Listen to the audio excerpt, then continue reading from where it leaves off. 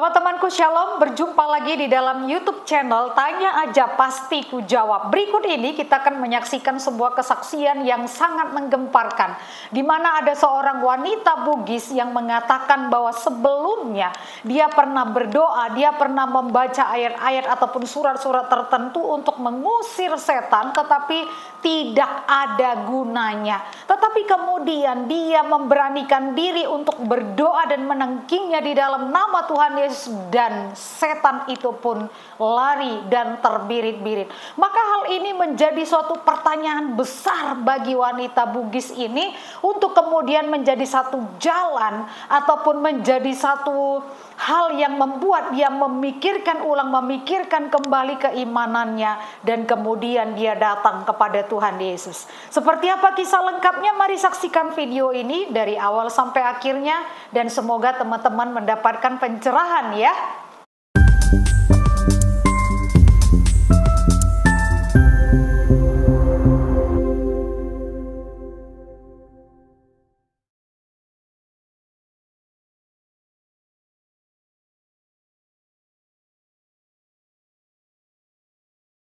Terima kasih, Shalom, selamat malam semuanya, saudara-saudaraku yang dikasihi Tuhan.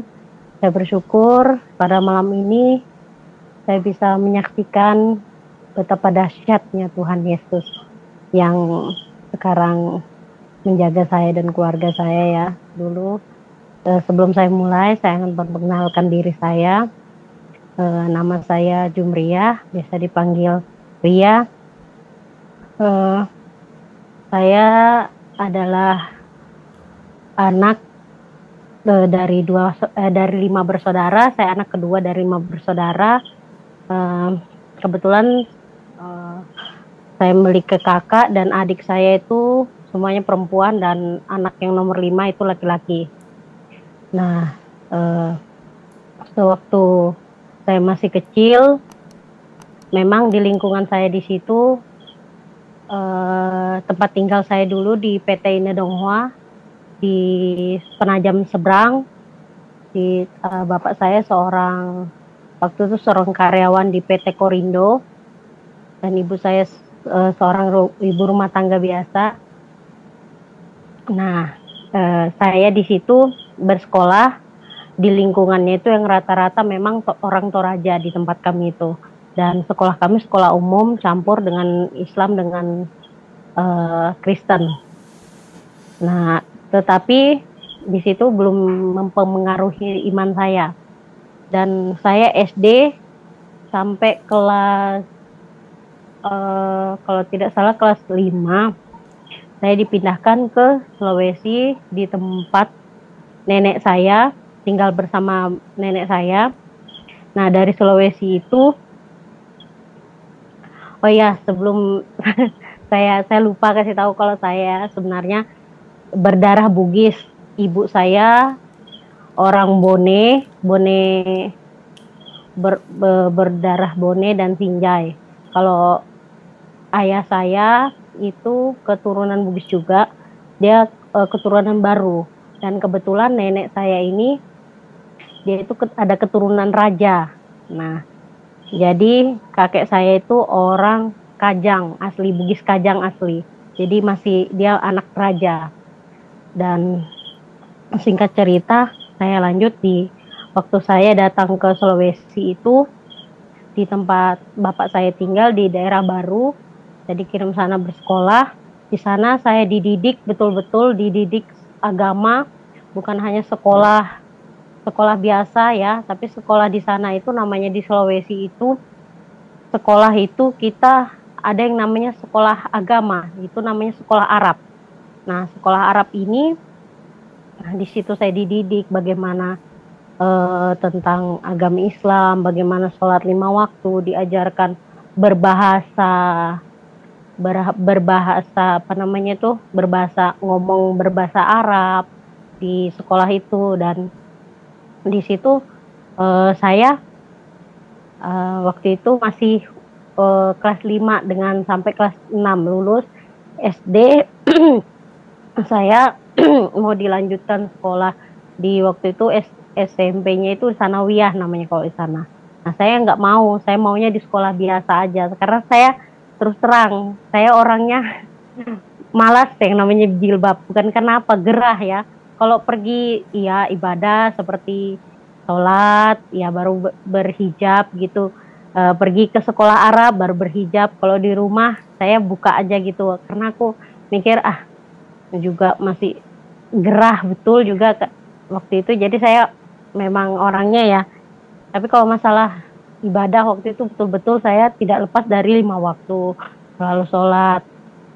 Jadi suatu ketika pernah saya karena tinggal di Sulawesi, saya harus tahu cara ngaji orang di sana.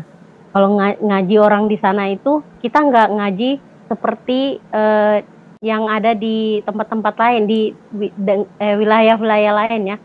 Kalau di Sulawesi itu kita ngajinya harus pakai bahasa Arab. Jadi yang tadinya saya sudah Al-Quran, kembali lagi ke Iqra. Di sana kan ada 2 tahapan. Yang pertama Iqra, kemudian yang Al-Quran. Nah, jadi kembali lagi ke Iqra. Jadi ketika saya dilajarin Iqra, saya itu menangis. Karena saya tidak tahu bahasa orang Bugis sana. Jadi saya hanya mengikuti. Jadi suruh hafalin tulisan orang Bugis, bagaimana bahasanya. Jadi saya sempat menangis, aku bilang sama mama saya nelpon mama saya di sana di Kalimantan, saya bilang, mak saya mau pulang, saya bilang, saya enggak tahan di sini, saya enggak ngerti bahasa ini. Saya bilang bertahan aja, selesaikan sekolahmu, katanya seperti itu. Ya udah, singkat cerita, akhirnya saya lulus lah. Saya mau mendaftar sendiri, sampai saya saking enggak maunya saya sekolah di sanawiyah itu yang berjilbab semua, saya merasa gerah betul, ini nggak tahan saya. Jadi saya mutusin waktu itu bertindak sendiri.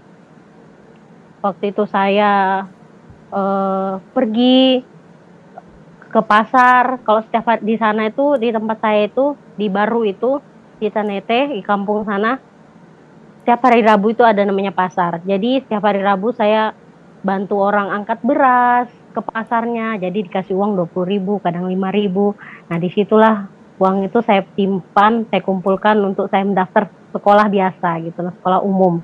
Dan itu di Rala. Singkat cerita, setelah saya sekolah daftar, tapi orang tua saya tidak mengizinkan. Jadi saya diambil kembali ke Kalimantan. Jadi pas di Kalimantan saya sekolah, di sana saya sekolah. Setelah lulus sekolah, setiap cerita saya selesai sekolah, semua selesai sekolah. Waktu itu kelas 3 SMP pertama. Setiap tahun ada Natal di rumah teman-teman aku. Jadi setiap tahun saya juga itu pergi ke rumah mereka. Jadi pergi ke rumah mereka itu ya senangnya, saya pikirkan cuma pergi ngucapin selamat aja, terus habis itu cuma berkunjung karena gitu kan, karena mereka juga kalau lebaran pasti datang ke rumah. Jadi saya menghormati mereka. Saat Natal saya datanglah ke rumah mereka karena diundang, yaitu ngucapin selamat hari Natal, terus Merry Christmas, seperti itu. Singkat cerita, pas mereka lagi kebaktian, kalau tidak salah Natalan. Malam itu saya tidak tahu kalau mereka mau Natalan di gereja mereka. Jadi ada satu teman saya namanya itu Melisa, dia bilang gini sama saya, ayo yuk ya Eria, kita ke yuk ke rumah, ke tempat aku yuk, pergi Natalan. Saya pikir nggak pergi ke gereja seperti biasa, pergi ke tempat dia. Jadi saya pergilah, ternyata ikut, loh kok dibawa ke gereja, pikirku ya udahlah biasa. Jadi saya lihat di situ itu satu lagu yang saya dengar, persembahan dari anak sekolah minggu. Lagunya itu yang seperti ini. Selamat pagi Bapak, selamat pagi Yesus, selamat pagi Roh Kudus. Seperti itu lagunya kira-kira. Nah, tapi saya pikir biasalah, itu kan namanya teman ya. Nah, singkat cerita, udah berapa lama saya selesai sekolah dan saya bekerja di Samarinda, bekerja di Samarinda, belum nyampe ke Samarinda, masih di Balikpapan dulu, karena saya kerja itu di suatu perusahaan yang namanya koperasi ya, koperasi. Nah, di koperasi itu kami tinggal di suatu rumah, dan rata-rata yang dalam rumah itu Nah, di sini posisi saya sebagai rekapitulasi itu merekap segala keuangan yang masuk, keluar keuangan yang keluar gitu, membantu kasir untuk pembukuan seperti itu. Jadi, nah ada kasir saya itu awalnya belum nyampe ke yang saya rajin itu ngantarin dia, belum, itu di Samarinda nanti. Itu ada perdebatan sedikit ya di situ. Saya belum masuk ke situ karena saya ingin cerita betul-betul dari awal ini loh awalnya. Jadi ada perdebatan antara saya dengan kasir pusat. Ya, nanti Balikpapan itu ada namanya kasir pusat dengan kasir wilayah ya. Jadi kasir pusat kami ini dia bertanya kepada saya, ya, masa sih kok Al-Qur'annya orang Islam itu katanya susah dimengerti katanya gitu. Saya bilang seperti ini, ya karena itu memang seperti itu seninya. Saya bilang memang saya juga aku bilang begitu tahu Al-Qur'an ya aku ya taunya gitu. Saya bilang kenapa nggak kayak Alkitab kami aja katanya. Alkitab kami katanya yang mudah dipahami, mudah dimengerti. Saya bilang lah saya nggak tahu juga. Saya bilang kan bukan saya yang buat Al-Qur'an. Saya bilang kita kan cuma membaca dan harus sampai habis khatam itu. Katanya kalau kita khatam itu ya insya Allah kita masuk surga. Saya bilang seperti itu. Oh katanya seperti itu. Jadi dia bilang gini, terus memangnya kamu mengerti kah arti dari apa yang kamu baca itu? Ya saya bilang ya sebagian saya mengerti, ada juga yang saya tidak mengerti. Karena aku bilang kan memang betul, saya bilang saya sudah khatam Al-Quran sampai 3 kali, saya bilang seperti itu.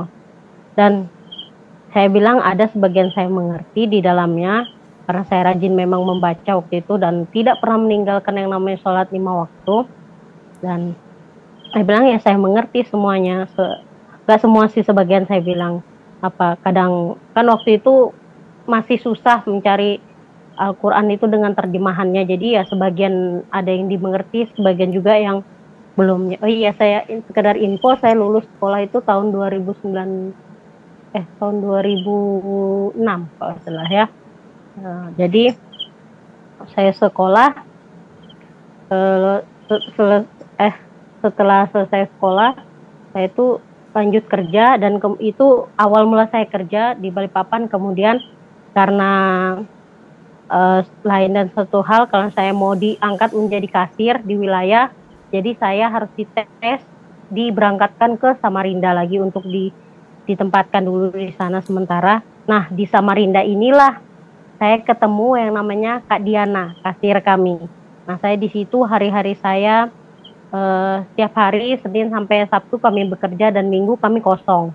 Nah pas hari Minggu itulah dia saya lihat di situ dia sangat gelisah, ngomong ke teman-teman yang lain, nggak bisa sih, saya sibuk nih, ada kegiatan ini. Ngomong ke saya selain nggak bisa, bilangnya aku lagi ada kegiatan katanya. Saya capek, dan singkat ceritanya, jadi saya bilang memangnya kenapa sir? Dia bilang gitu. Kami manggilnya kasir sebagai rekan kerja, dan dia manggil saya rekap. Enggak, ini dek, bilangnya adek. Dia biasanya manggil saya adek karena memang dia kakak ini lebih tua daripada saya. Dia bilang seperti ini. Enggak dek, bilangnya saya ini selama di sini susah betul yang namanya pergi ke gereja. Loh kenapa? Saya bilang kan motor ada, saya bilang kak. Dia bilang seperti itu. Terus dia bilang bukan, motor memang ada katanya, tapi masalahnya saya yang tidak bisa naik motor katanya. Waduh, saya bilang kasihan juga ya, aku bilang. Dia bilang gitu. Oh iya, itu obrolan biasa aja. Terus minggu depannya lagi, kenapa masih kayak kemarin gak ada yang mau antarin? Ya udahlah kak, aku bilang saya kan bisa pakai motor nih, ada motor juga, yuk bilangnya saya antarin deh tiap hari Minggu. Saya bilang saya rela aja nganterin kakak tiap hari Minggu ke gereja, ayolah katanya, jalan lah. Jadi saya antarlah. Jadi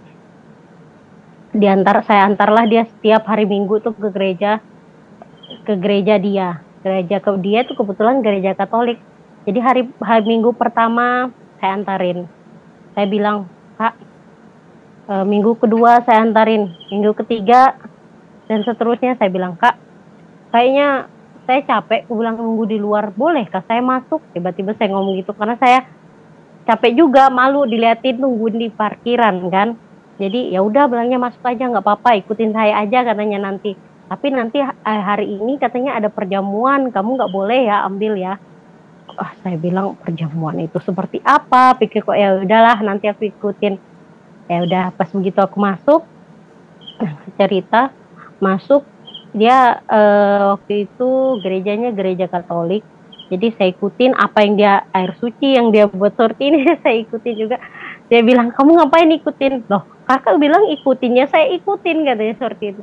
Ya singkat cerita kami duduk, kami mendengar dia nyanyi selesai.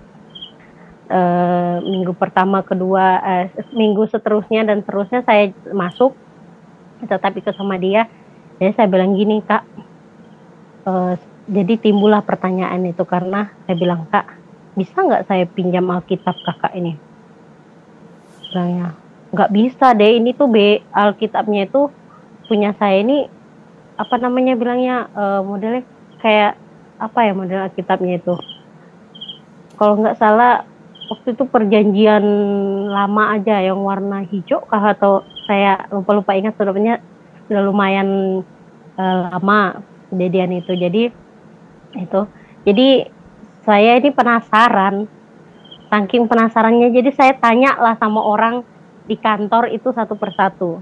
Saya bilang seperti ini, kalian ada punya Alkitab lebih enggak? Saya bilang seperti itu ya. Ini inisiatif saya sendiri, saya nggak dipengaruhi sama siapa-siapa, cuma saya betul-betul penasaran. Jadi saya tanya lah sama beberapa teman, nggak ada, cuma satu aja ini katanya gitu. Ya udahlah nggak apa-apa. Jadi ada satu teman saya, itu namanya Pak Ari, dia ditugaskan di situ untuk jadi pimpinan juga di tes sama kayak saya. Jadi dia kasih, oh ada saya, bilangnya kap, bilangnya ada nih, bilangnya rekap punya saya satu katanya. Kemarin baru juga dikirimkan yang baru ada pembagian Alkitab dari gereja katanya seperti itu.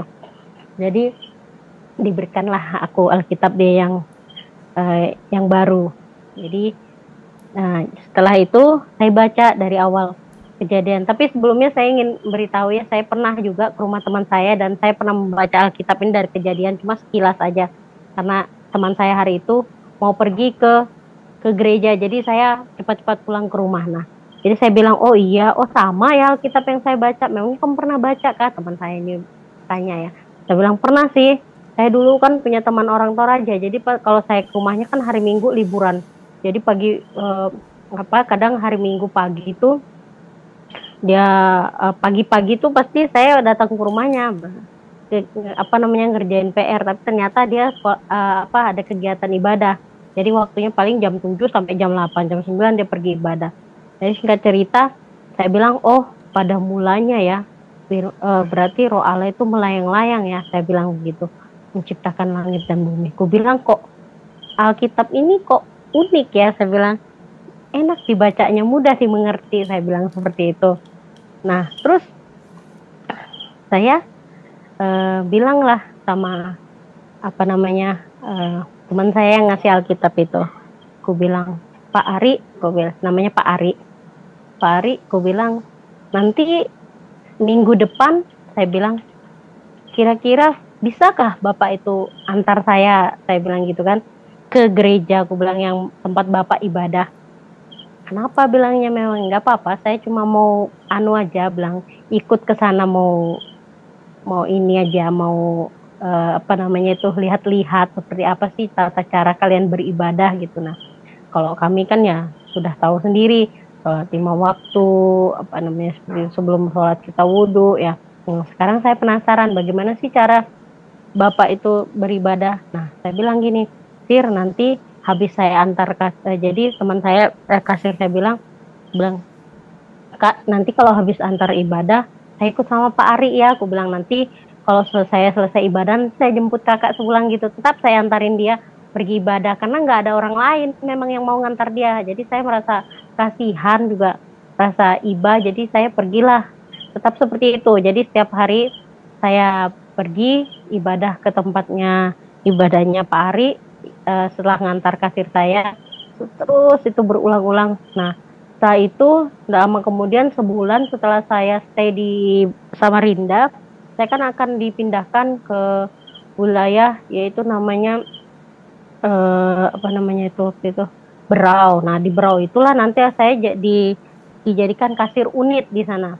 Nah setelah selesai pembelajaran saya di Samarinda, dikirimlah saya ke Berau tadi. Nah jadi saya berpisahlah dengan kak kasir di sini. Saya bilang nanti apa namanya berdoa aja, saya bilang kak. Atau ada orang yang mau bantu kakak lagi ya, nggak mungkin lah aku bilang, mereka nggak ada yang mau kan, kasihan aku bilang gitu. Jadi saya ngomong, ada satu teman saya namanya Pardede, itu orang kalau nggak salah orang Bugis atau orang, cuma dia ada marganya Pardede, marga Batak. Jadi saya bilang lah, Pak, saya bilang tolonglah antarlah kasir itu kalau hari Minggu. Gue bilang kan bapak juga nggak ada kerjaan, gue bilang kasihan loh, gue bilang gitu.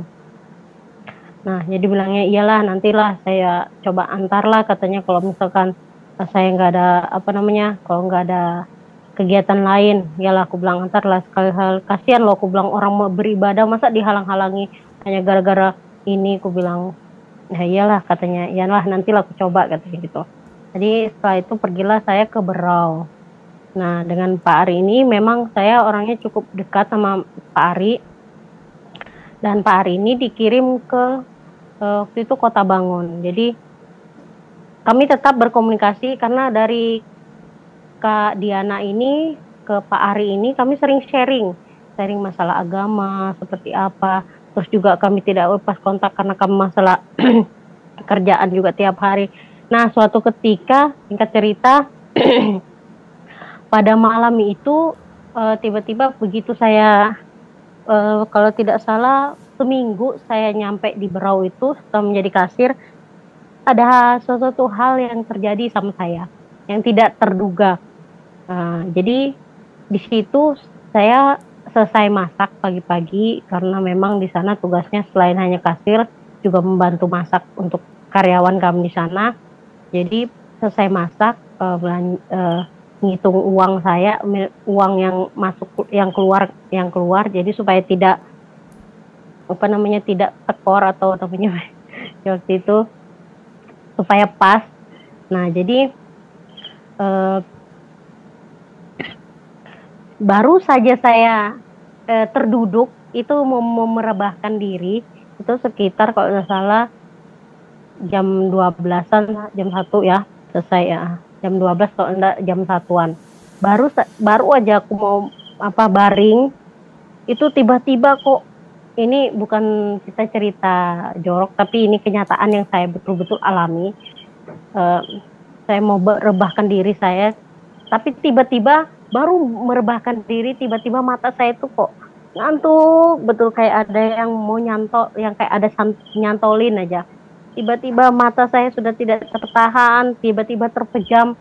Kemudian di situ tiba-tiba saya merasa itu ada yang meraba-raba bagian dada sampai ke bawah, mau megang. Saya bilang, saya coba baca ayat kursi. Waktu itu saya belum yakin sama apa yang saya gitu ya. Saya tapi sudah mulai ragu-ragu, dan saya baca ayat kursi, Allahu wala quwata illa billah dan seterusnya, seperti kan. Tiba-tiba tidak bisa juga, ini tidak bisa bergerak ini.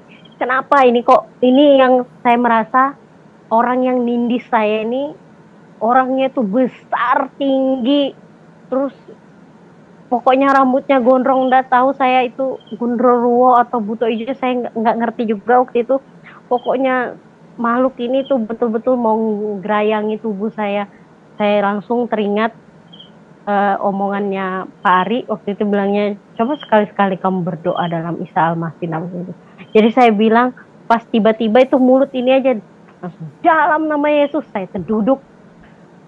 Wah Tuhan, kenapa? Aku bilang, kok saya baca ayat kursi, saya baca surat Anas, kok nggak mempan-mempan. Ini saya panggil sekali aja nama Tuhan Yesus, kok tiba-tiba saya terduduk. Dan terus habis itu saya keluarlah ke dapur cuci muka. Baru saya ceritalah sama rekap aku, singkat cerita. Benar rekap saya juga seperti itu. dia ternyata sudah mengalaminya lebih dahulu sebelum saya tiba di sini. Saya bilang, kok bisa ya Sir? Dia bilang seperti itu. Ya nggak tahu, saya bilang. Tapi itulah yang saya alami, saya bilang. Itu, nah singkat cerita, dan saya kasih ngobrol. Nggak lama kami berdua itu tiba-tiba seperti itu, baring lagi di kamar. Ini itu kayak seperti apa aja makhluk ini. Baru aja kami duduk berdua, kok tiba-tiba kami langsung plek. Kami berdua tidur secara bersamaan. Jadi saya itu mengalami hal itu lagi. Kami berdua. Dia. Habis itu saya bilang, Tuhan tolong. Saya bilang, apa yang terjadi ini sebenarnya? Kenapa? Jadi saya bilang, darah Yesus berkuasa. Saya bilang, langsung saya duduk. Baru saya bangunin rekap saya. Kap bangun, dek. Bilang bangun. Dia duduk. Astagfirullah. Dia katanya, astagfirullahaladzim, Sir. Astagfirullahaladzim, Sir. Untuk ngebangunin. Kenapa? Aku bilang, aku kayaknya tadi ada juga yang ada ada yang ganggu saya, Sir, katanya gitu.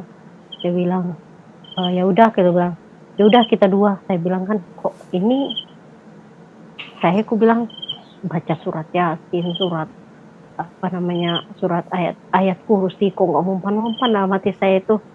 Tapi ketika saya memanggil Tuhan, aku bilang, Tuhan Yesus ini kok dahsyat. Saya bilang, saya langsung duduk. Ini bukan kesaksian yang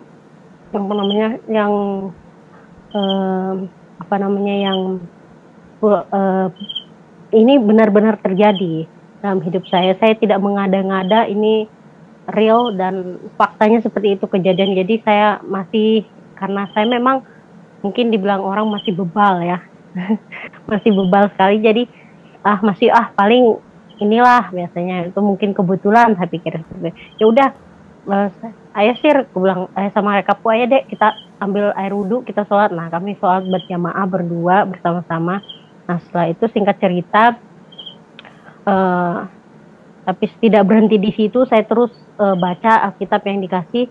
Saya dipindahkanlah ke waktu itu dari Keberau pindah ke Bontang. Jadi dipindahkan ke Bontang juga karena kebetulan kasir di situ kosong. Jadi saya kasir yang sudah lama dipindahkan ke situ. Nah di situ saya ketemu sama orang Batak. Orang Batak ini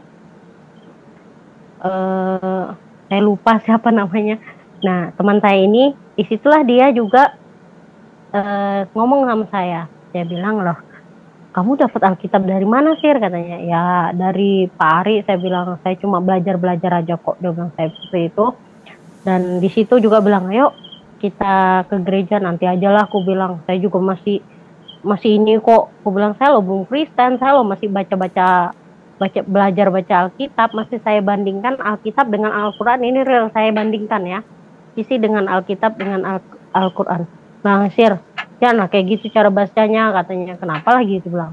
Saya bilang, aneh loh, kamu baca Alkitab, bilangnya, masa dibandingkan dengan Al-Quran. Loh, aku bilang, gak apa-apa lah, saya kan mau tahu apa sih isi Alkitab ini, apa sih isi dari Al-Quran ini, maksudnya supaya saya bisa lihat dong. Aku bilang, mana sih betul-betul yang jembatan Sirotol Mustaqim, saya bilang seperti itu.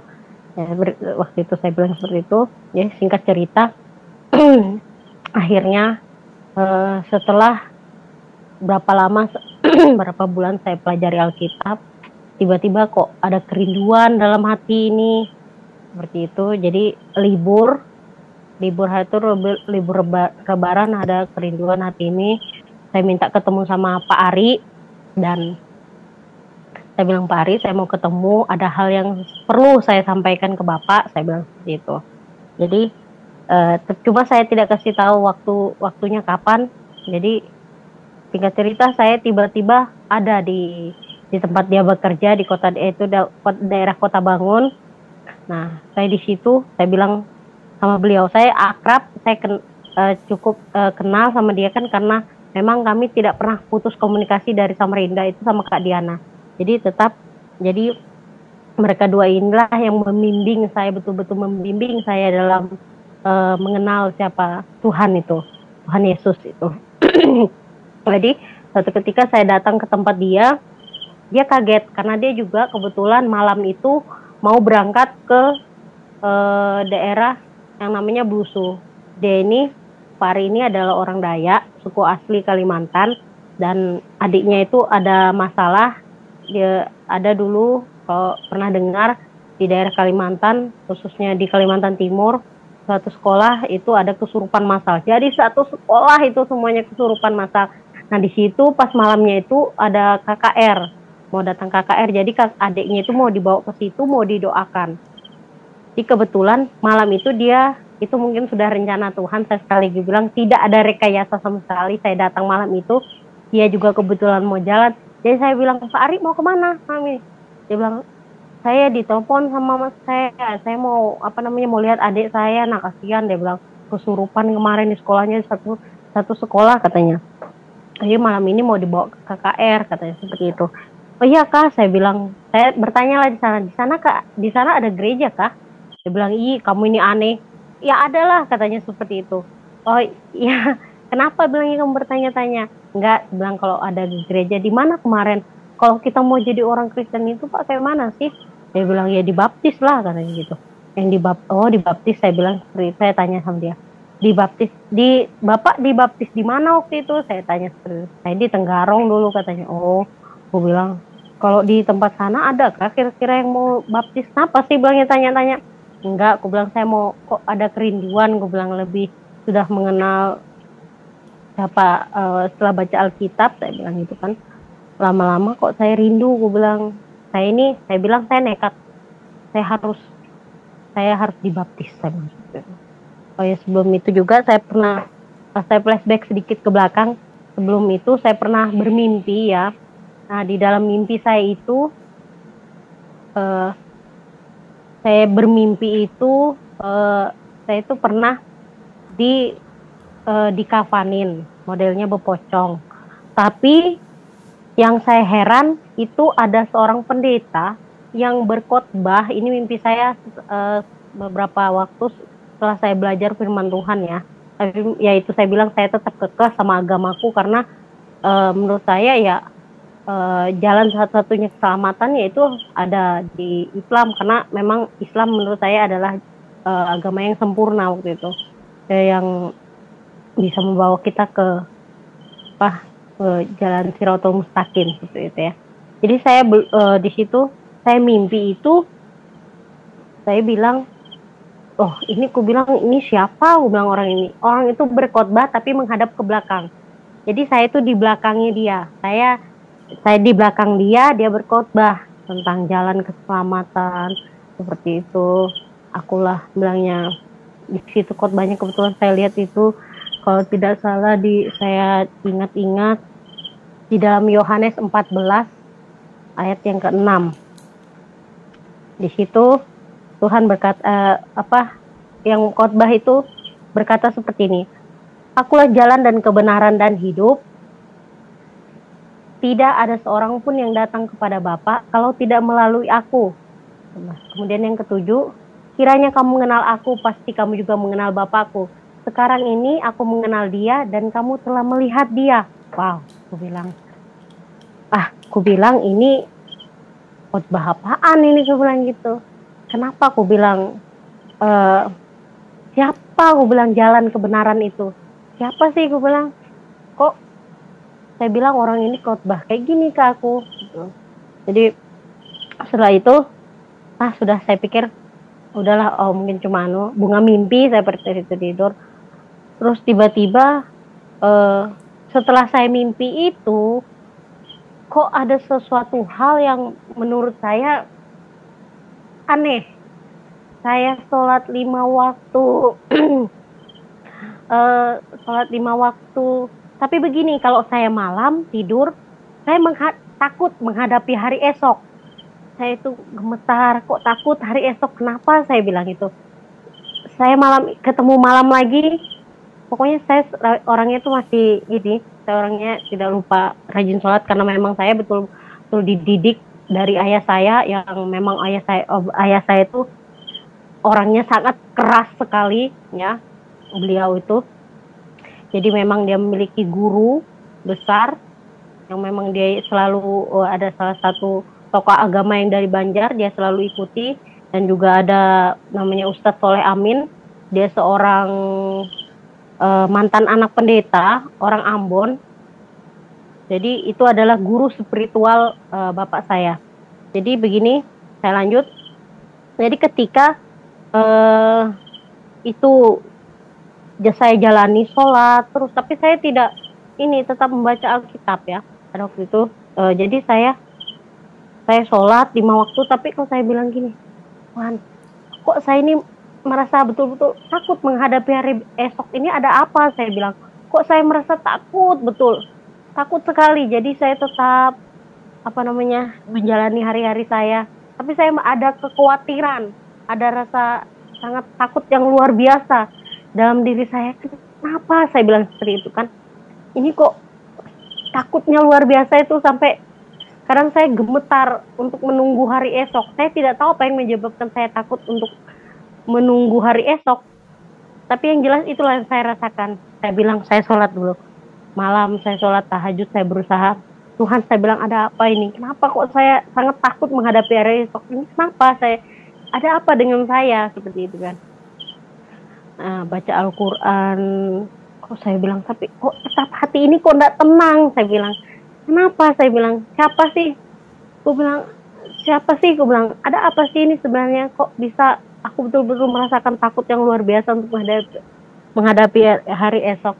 Nah, singkat cerita, setelah itu barulah saya karena seperti itu yang saya bilang tadi, saya mimpi itu 2 kali berturut-turut. Saya mimpi itu. Jadi saya bangun, saya bilang, ini kayaknya ini bukan hal yang main-main. Saya bilang, kayaknya ini kayaknya sudah, karena sudah saya rajin juga membaca Alkitab. Saya bilang, ini kayaknya jiwa saya ini sudah bukan lagi. Saya bilang, ini sama Allah. Saya bilang, sudahlah. Saya bilang, coba. Jadi saya merasa coba saya ke ini lagi. Jadi saya datanglah ke teman saya tadi itu, Pak Ari. Saya bilang yang seperti itu lagi, lanjut ceritanya ke situ. Nah, tibalah kami di sana di tempat dia ini. Jadi ya tadi saya datangin dia bilang, saya mau dibaptis. Saya bilang seperti itu sama dia. Dia bilang, kamu ini jangan gila, kamu serius kah? Dia bilang, iya saya serius. Aku bilang, kamu tahu nggak? Saya bilang, semenjak saya baca Alkitab saya nggak bisa tidur. Aku bilang, kadang saya tidur kok takut sekali menghadapi hari esok. Jadi saya bilang, saya mau saya nekat. Aku bilang, sekarang saya mau dibaptis. Saya bilang, jangan ini, aku bilang, yang bikin saya ini nggak bisa tidur. Saya bilang gitu kan, karena saya sudah mengenal siapa sosok Tuhan Yesus itu. Jadi saya bilang, ya saya yakin. Aku bilang, mantapkan. Saya sebelumnya juga sudah sholat kan, minta petunjuk sama Tuhan. Yaitu tadi bilang saya, yang saya dikasih mimpi yang kedua kalinya, saya juga dikasih ayat itu, akulah jalan kebenaran tadi dan hidup, dalam Yohanes 14:6 dan 7. Tadi sudah kita bacakan bersama. Dan luar biasa, setelah itu saya dibaptis. Besoknya pas kebetulan dia perginya hari Sabtu, jadi hari Minggunya saya bisa langsung dibaptis ya, karena saya sudah melalui tahap-tahap, saya sudah membaca Alkitab, saya sudah belajar seperti itu. Jadi pendeta itu hanya ngomong gini, kamu kenal, sebelum dibaptis besok sorenya saya konsultasi dulu. Ada satu hal yang ingin saya tanyakan, katanya, sudah siapkah kamu, katanya, memikul salib Tuhan? Saya bilang, memikul salib. Ya, saya bilang, saya sudah siap, Pak. Jadi namanya pendeta itu Pak Martin Tandidala, dia orang Toraja. Terima kasih Pak Martin telah setelah membaptis saya mengucapkan terima kasih banyak. Jadi Pak Martin itu, besoknya saya dibaptis, dan ketika selesai ibadah, saya juga mengikuti sesi ibadah itu, ibadah minggu. Dan ketika selesai sesi ibadah minggu, jadi langsung saya dibawa ke sungai. Kalau di daerah tempat di Busu itu ya, karena itu ada sungai, jadi kami langsung menuju ke sungai itu, tidak jauh dari gereja. Di belakang gereja kira-kira ada sungai, jadi di situ saya baptis di tempat sungai, di sungai itu. baptis namanya baptis Islam. Nah, baptis saya pertama bilang, saya kira baptis ini dipercik. Ya saya bilang, ternyata masuk dalam sungai ya, mau diselam. Iya katanya. Loh, kok aku bilang, oh iya, bilangnya beda kalau Katolik sama Protestan atau Pantekosta, katanya harus baptis Islam. Oh begitu ya. Oh iya, jadi sebelum itu saya diturunkan, kita turun sama-sama dengan Pak Gembala. Itu ada keluarga dari Pak Ari, yaitu disaksikan oleh Bapak Desep, kemudian Pak Ari, kemudian bapaknya Pak Ari waktu itu. Jadi mereka, ya hari itu ada 3 orang laki-laki yang menyaksikan dan 1 perempuan, yaitu ibu dari Pak Ari. Di situ ketika berdoa, ketika saya didoakan mau dibaptis Islam, selesailah proses penyelaman. Saya tiba-tiba begitu keluar dari air, luar biasa yang saya rasakan itu. Saya itu merasa seperti ringan sekali, tidak ada beban, tidak ada rasa takut, merasa dibebaskan seperti itu yang dibilang ketika kita lahir baru seperti itu. Luar biasa, saya merasa betul-betul diberkati, dikuatkan imanku, dirasanya pokoknya tenang aja, kayaknya enak aja seperti itu ya. Rasanya rasa damai, sukacita yang saya rasakan, yang saya dapatkan itu tidak ada beban, sedikit pun tidak ada beban. Jadi singkat cerita, begitu saya naik, ceritalah ipar saya sedikit info, Pak Ari ini sudah menjadi suami saya, beliau yang membimbing saya. Dan ipar saya ini namanya, yang tadi saya bilang Bapak Desep ini, bercerita waktu itu belum menjadi ipar saya ya, masih menjadi teman aja. Nah, memang saya masih berteman, tidak ada hubungan, belum ada berhubungan. Waktu itu dia bilang gini, ya katanya, kamu tahu nggak, waktu kamu sebelum dibaptis didoakan. Saya bilang, kenapa kak? Saya manggilnya kakak ya, karena memang ipar dari ayahnya Jenny, dari suami saya. Jadi seperti ini. Tahu nggak katanya, waktu kamu didoakan itu ada sesuatu yang terjadi. Aku bilang, memangnya apa? Saya melihat, katanya, dalam doa saya, waktu saya berdoa, kita sama-sama berdoa, ada katanya pertama cahaya merah keluar dari atas kepalamu, kocar-kacir bilangnya, seperti ya keluar. Kemudian baru bilangnya ada cahaya putih masuk ke dalam tubuhmu. Terus di kelilingmu itu, dia bilang, saya belum pernah bilangnya lihat orang dibaptis itu seperti ini. Yang benar-benar luar biasa, dia bilang. Kenapa? Di sekelilingmu itu dijaga sama berpakaian putih-putih katanya.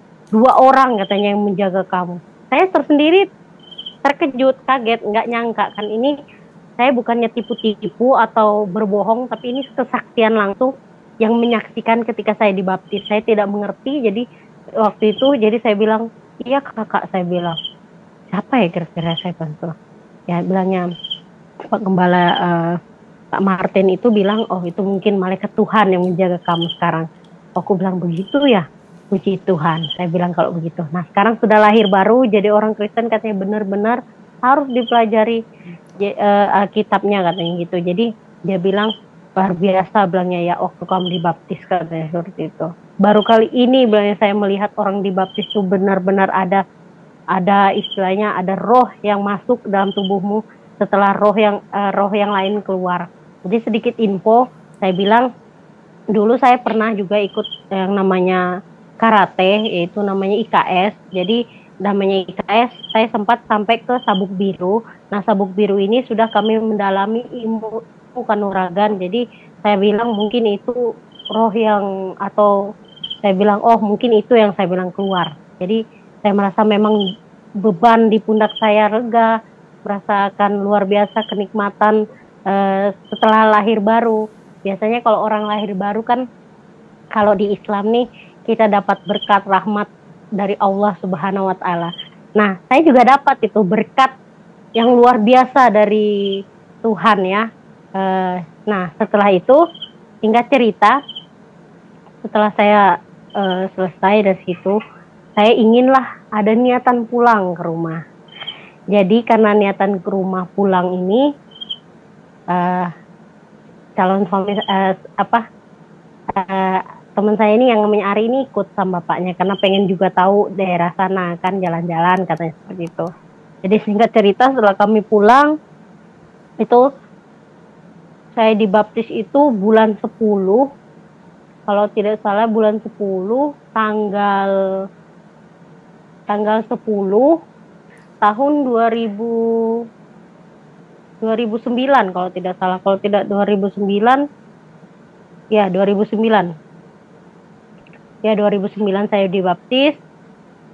Nah, setelah 2009 kalau nggak salah itu tahun depannya sekitar lebaran lagi saya baru pulang liburan karena kerja. Saya ini orang tua ini belum ada yang tahu kalau saya itu ternyata sudah menjadi pengikut Yesus ya, haleluya, luar biasa.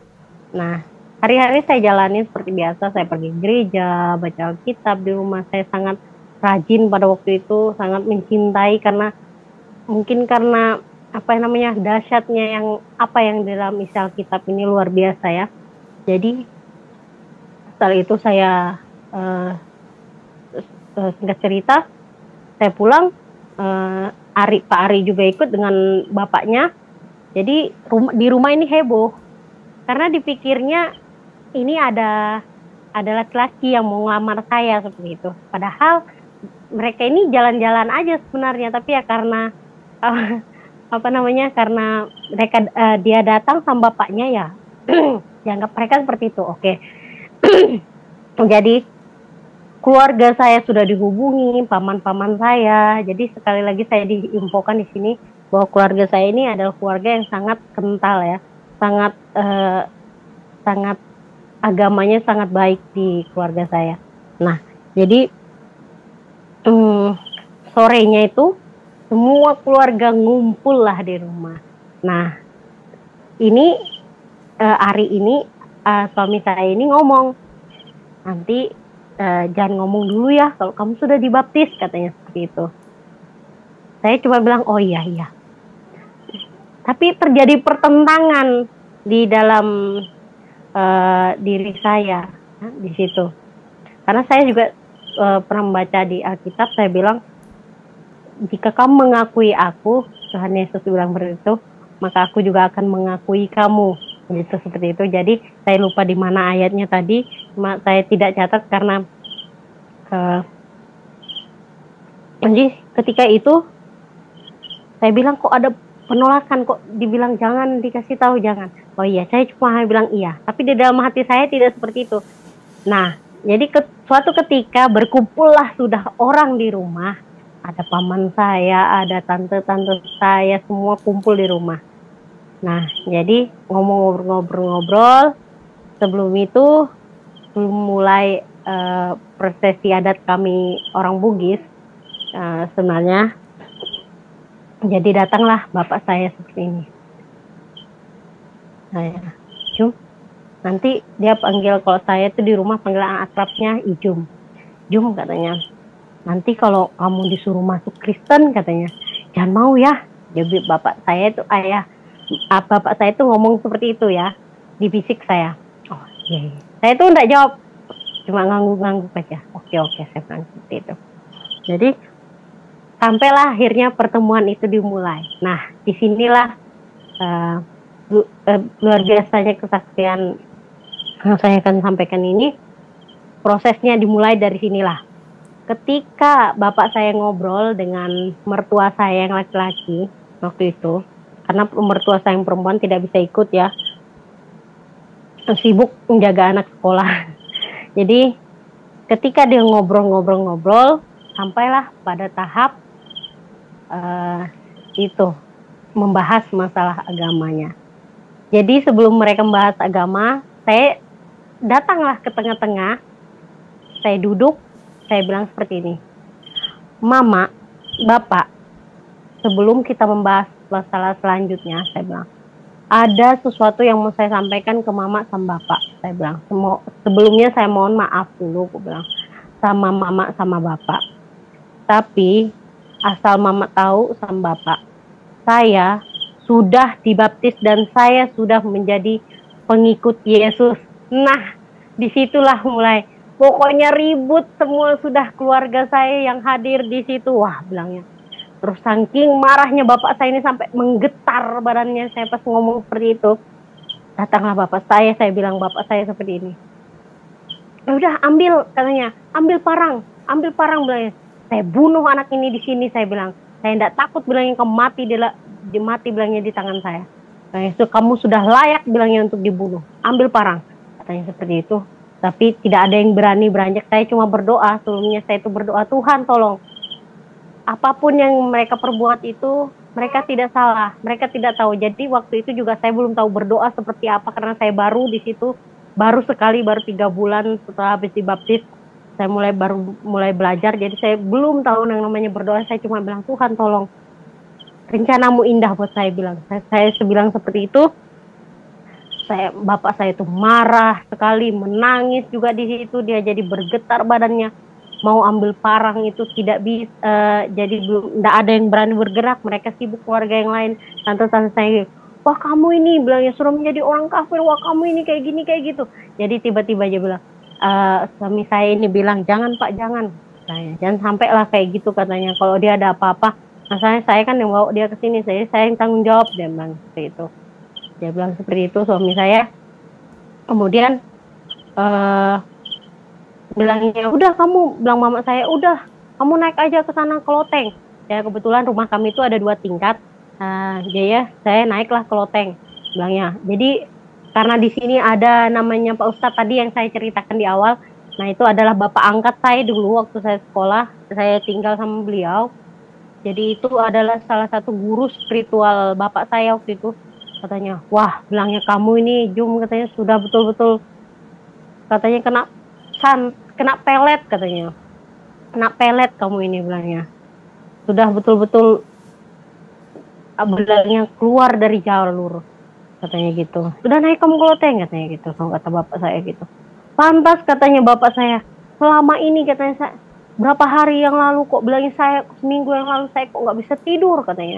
Roh-roh bilangnya nenek moyang kamu bilangnya datang ke saya, bilangnya semua gangguin saya, bilangnya anakmu ini kayak gitu, anakmu kayak gini katanya gitu. Jadi saya kaget, oh Tuhan, saya bilang. Oh ternyata saya bilang, bapak saya ini ternyata masih ini, saya bilang. Bilangnya, mas saya ini masih berhubungan katanya. Jadi kakek-kakek buyutmu tuh datangin saya dalam mimpi, katanya anakmu sudah seperti ini, anakmu ini sakit, katanya anakmu seperti bla bla bla bla. Jadi singkat cerita, saya naiklah ke atas karena saya tidak mau memperkeruh suasana.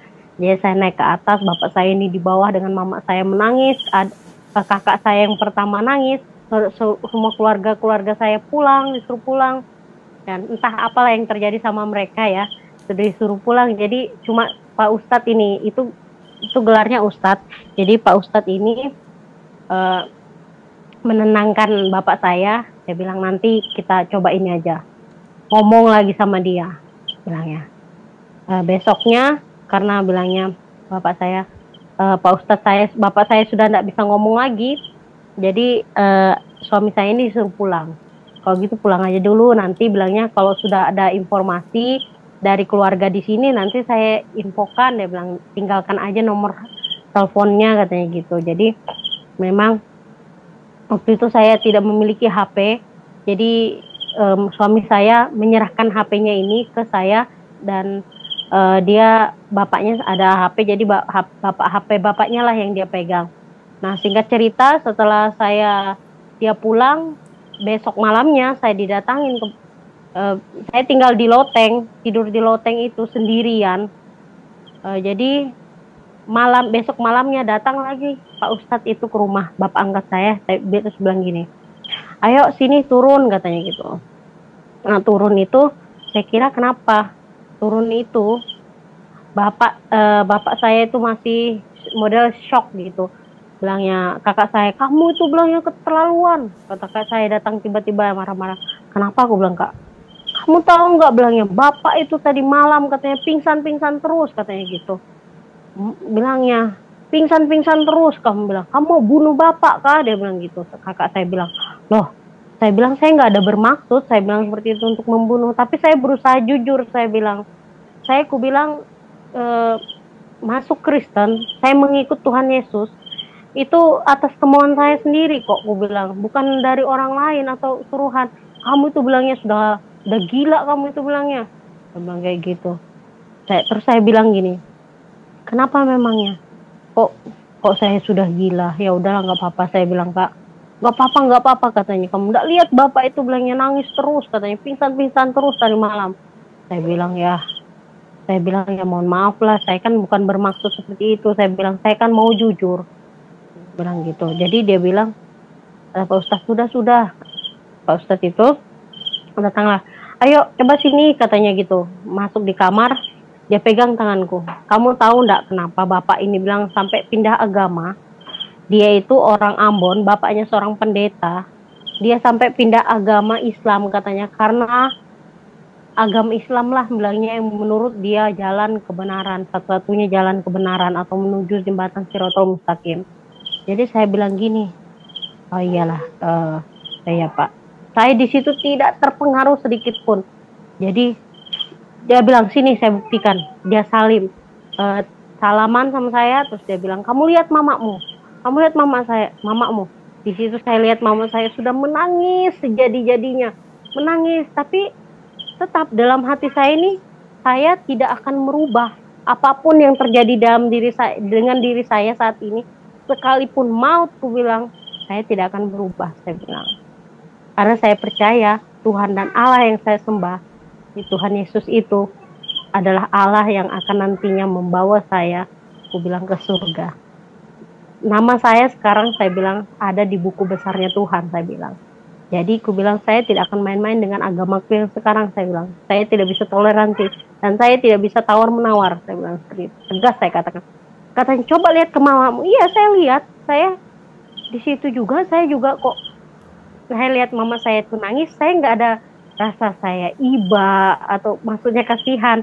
Kalau dipikir kurang ajar betul ini anak ini. Kok melihat mamanya menangis, kok dia itu seakan-akan cuek, kok nggak bisa ini. Katanya, di mana hati nuranimu, katanya gitu. Kamu ini betul-betul sudah bilangnya, dia bilang, anakmu ini bilangnya sudah kena pelet, bilang sama orang Dayak. Nggak bisa katanya, nggak bisa ini katanya. Padahal saya itu bingung ya, kalau dibilang pelet dengan orang Dayak, sementara suami saya ini adalah orang yang taat dan rajin sekali ke gereja. Waktu itu orang anaknya, sehingga dia bisa ngajarin saya sedikit-sedikit meskipun waktu itu masih teleponan.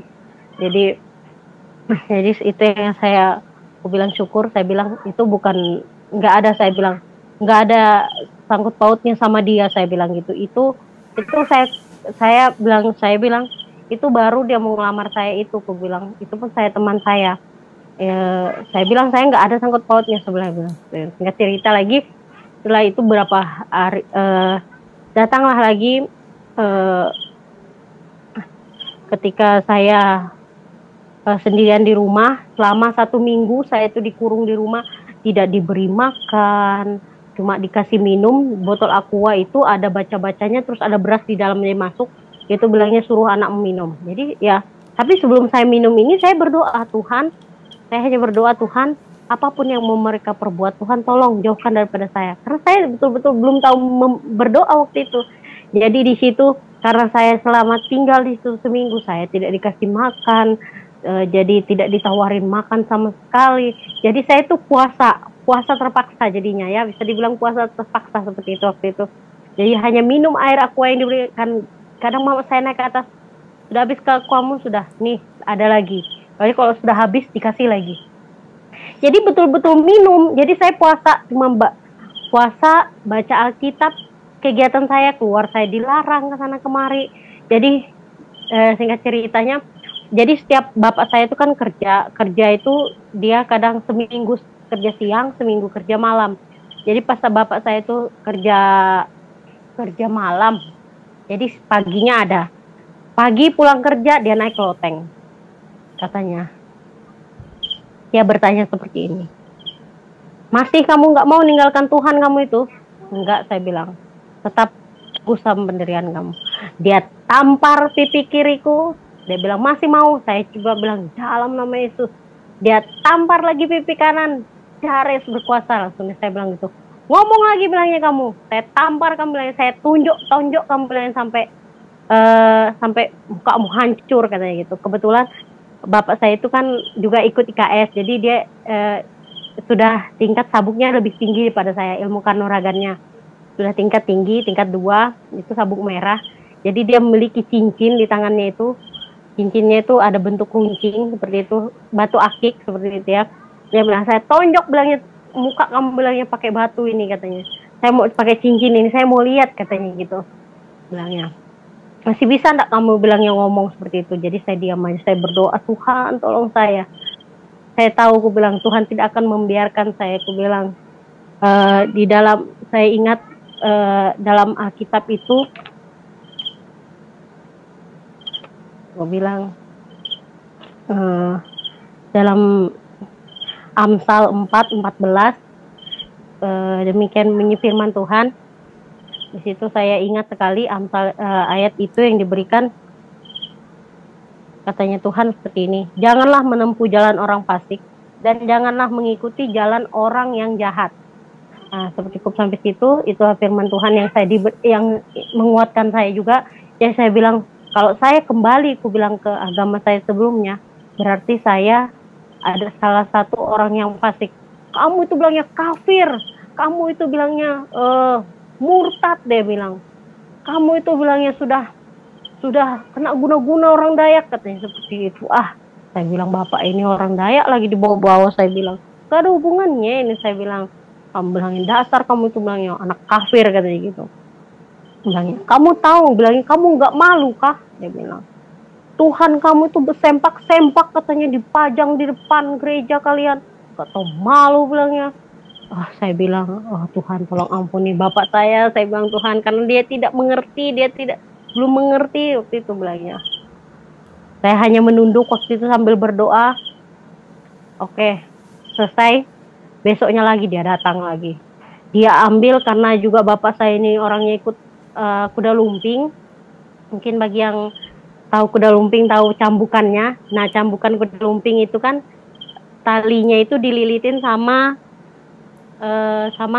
kawat waktu itu. Jadi ketika dia datang lagi besoknya, dia cambuk saya pakai cambukan kuda lumping itu dari kaki, kepala, ke badan. Saya cuma bilang, dalam nama Yesus, darah Yesus berkuasa. Saya bilang, pokoknya siksaan teman menerpa saya, pokoknya bertubi-tubi. Terus dia apa namanya? Saya kalau ingat ke belakang saya juga sedih, saudara. Jadi saya dicambuk berkali-kali sama bapak saya. Saya bilang, masih mau kamu menyembah? Bilangnya, masih mau kamu tidak kembali kah? Kamu tidak kembali kah? Bilangnya ke agamamu yang kemarin. Kamu bilangnya anak siapa? Dia bilang gitu. Nama bapak kamu siapa? Dia bilang gitu. Aku bilang, nama bapak saya Burhan. Saya tidak mengerti seperti itu. Nama bapak saya saudara namanya Burhan. Oh, memang kamu bilangnya ini sudah lain lah kamu ini. Bilangnya sudah sesat kamu ini, betul-betul kamu ini sudah. Dia bilang seperti itu. Jadi saya cukup ini tidak mengerti waktu itu. Ditanya, bapak kamu siapa? Seharusnya bilangnya jawabannya itu, mungkin dia bilang Nabi Muhammad seperti itu ya. Jadi bilang, ayo kamu istighfar. Aku bilang, enggak. Aku bilang, Pak, meskipun saya bilang mati saya di sini, saya tidak akan, aku bilang, menyembah Tuhan lain selain Tuhan Yesus. Dicambuk baru setelah selesai dia mukulin saya seperti itu, turun lagi dia. Besoknya lagi saya pikir, udahlah, mungkin tidak ada. Besoknya karena pagi dia tidak datang, jadi sorenya sekitar jam-jam 3 dia naik. Itu memang luar biasa. Meskipun saya tidak makan di dalam rumah itu seminggu, saya tidak makan. Tapi puji Tuhan saya tidak merasakan lapar. Tapi yang saya puji Tuhan itu dikenyangkan sama firman Tuhan yang saya baca setiap hari. Tidak merasa kekurangan saya rasa ya hari itu. Luar biasa Tuhan, pertolongan Tuhan yang saya rasakan waktu itu. Saya tidak merasakan lapar meskipun saya disiksa. Baru itu meskipun saya menerima perlakuan yang saya rasa di luar kemampuan saya sebagai manusia, tapi Tuhan Yesus itu luar biasa menurut saya. Tidak pernah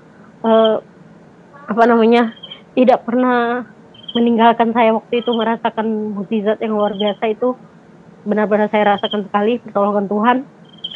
Jadi dia besoknya lagi bapak saya itu datang, dia bawa dia ngomong lagi sama saya.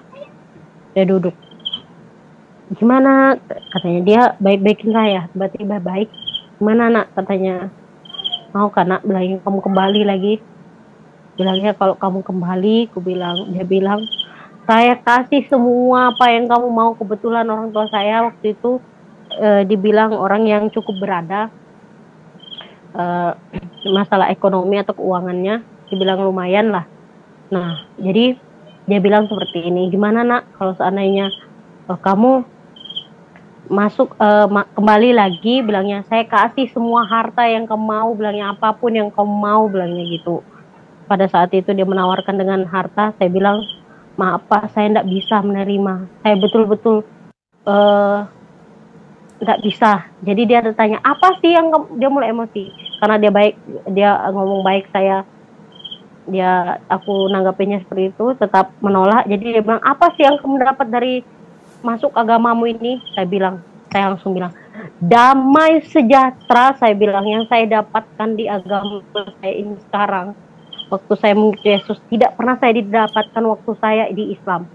Saya sholat, ku bilang sampai jungkir balik, ku bilang Pak, mohon sama Tuhan, sama Allah, saya bilang saya besok supaya diberikan keberanian untuk menghadapi hari besok. Itu jawabannya saya tidak dapat, tapi di dalam nama Tuhan Yesus keberanian itu ada. Waktu saya bilang itu ketakutan saya hilang, saya bilang, ketika saya percaya sama Tuhan, seperti itu.